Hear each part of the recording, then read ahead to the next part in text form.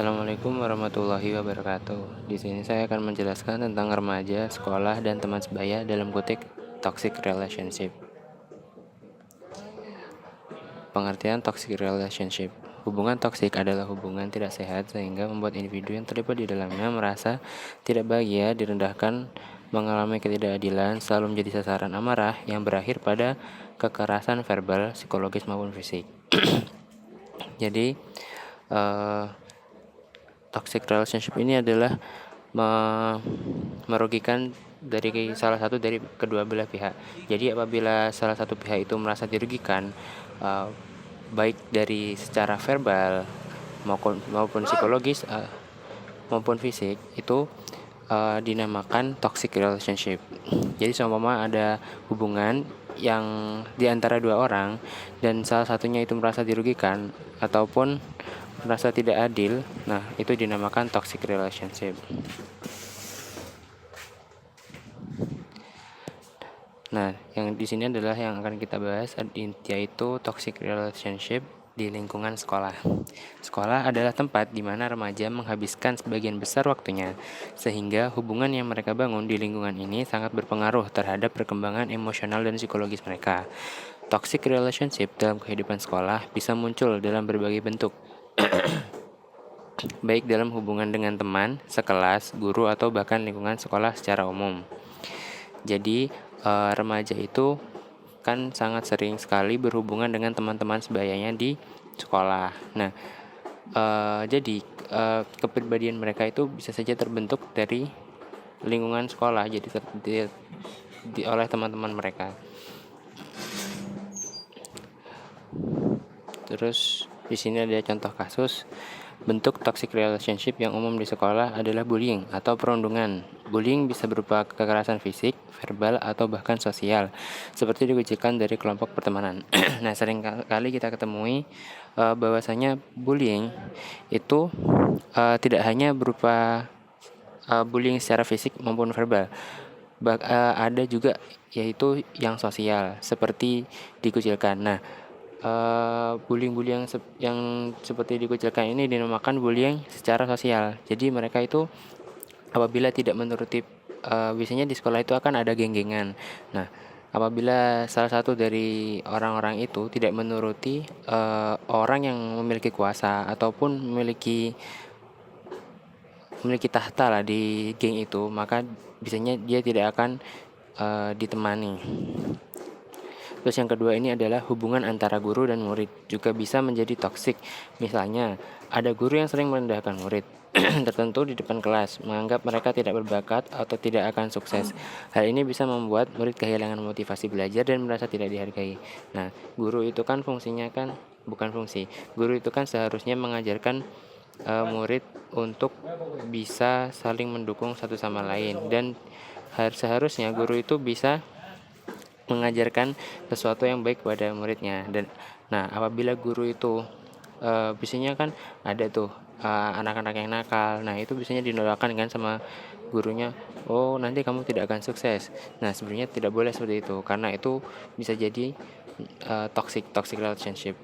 Karena mengapa? Karena salah satu dari kedua belah pihak itu merasa dirugikan, dan biasanya ada juga yang anak-anak nakal yang mungkin tidak rajin, itu biasanya disuruh ke depan dan diolok-olok oleh gurunya dan teman-teman sekelasnya.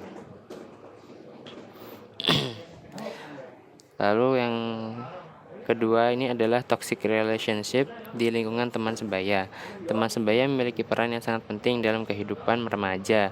Mereka bukan hanya tempat berbagi cerita dan pengalaman, tapi juga menjadi bagian dari proses pembentukan identitas diri. Namun tidak semua hubungan pertemanan berjalan dengan sehat. Ada beberapa bentuk toxic relationship yang sering terjadi dalam lingkungan pertemanan remaja. Nah, di sini sudah jelas ya teman-teman. Seperti yang saya jelaskan tadi, karena masih berhubungan dengan teman-teman sebayanya, jadi anak-anak remaja itu sifatnya itu ditentukan dari lingkungannya dan teman-temannya, maupun teman sebaya maupun teman-teman yang ada di atas dia ataupun yang di bawahnya. Apabila mereka bergaul di situ, di lingkungan itu, maka sifatnya juga akan ikut seperti teman-temannya. Terus contohnya, salah satu bentuk toxic relationship yang paling umum adalah manipulasi emosional. Ini terjadi ketika salah satu teman selalu berusaha mengontrol atau memanipulasi perasaan orang lain agar mengikuti keinginannya.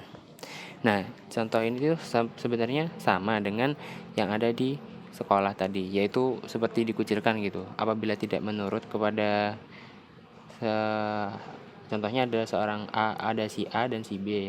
Nah, si B ini orangnya itu bisa dibilang lebih lemah daripada si A. Nah, si A ini ingin dia tuh lebih kuat gitu, lebih memiliki kuasa. Nah, karena si B ini merasa juga orangnya takut kehilangan teman. Nah, akhirnya si B ini memutuskan untuk tetap menuruti si A agar dia tuh bisa tetap berteman dengan si A. Terus yang kedua ini ada bentuk lain dari toxic relationship dalam pertemanan remaja adalah peer pressure atau tekanan dari teman sebaya untuk melakukan sesuatu yang sebenarnya tidak diinginkan. Sebenarnya sama sih, ini masih sama seperti yang tadi. Jadi emang kebanyakan problemnya remaja itu sebetulnya di situ. Bukan remaja sih, juga anak-anak juga sebetulnya juga ada masalah yang seperti ini. Nah, terus lanjut dampak toxic relationship bagi remaja. Yang pertama adalah menurunnya rasa percaya diri dan harga diri.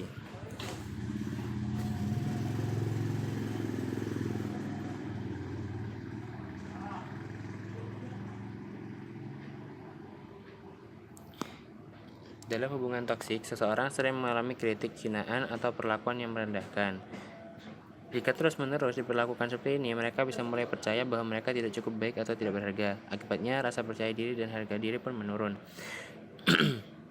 Nah, seringkali kan orang-orang yang anak-anak remaja yang seringkali menghadapi hinaan ataupun dikritik, terus direndahkan gitu.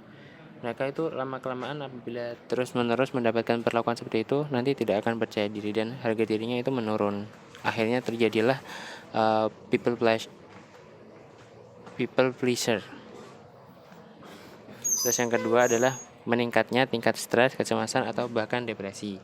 Lingkungan yang penuh tekanan seperti hubungan toksik memicu perasaan stres berkepanjangan. Jika sering mengalami pertengkaran, manipulasi, atau perlakuan kasar, otak akan terus dalam mode fight or flight yang meningkatkan kecemasan. Dalam jangka panjang, kondisi ini bisa berujung pada depresi karena merasa tidak berdaya dan terjebak. Nah, perlu digarisbawahi yaitu otak akan terus dalam mode fight or flight. Jadi otak itu terus-menerus merasa waspada. Jadi anak-anak remaja ini yang mengalami bulian itu merasa tidak aman dirinya. Jadi otaknya selalu dalam mode fight or flight. Oleh karena itu dia itu seringkali merasa cemas dan stres. Terus yang ketiga adalah kesulitan dalam membangun hubungan yang sehat di masa depan.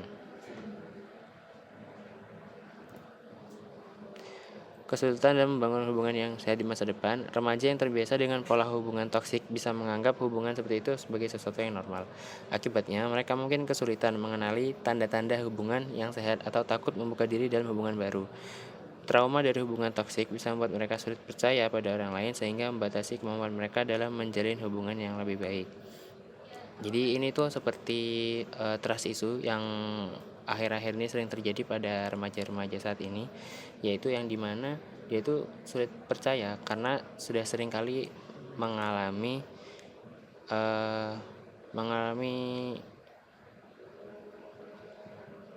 kebohongan yang sering kali didapatnya dari teman-temannya ataupun pasangan-pasangannya mereka yang sudah lalu gitu. Makanya mereka itu seringkali merasa trust issue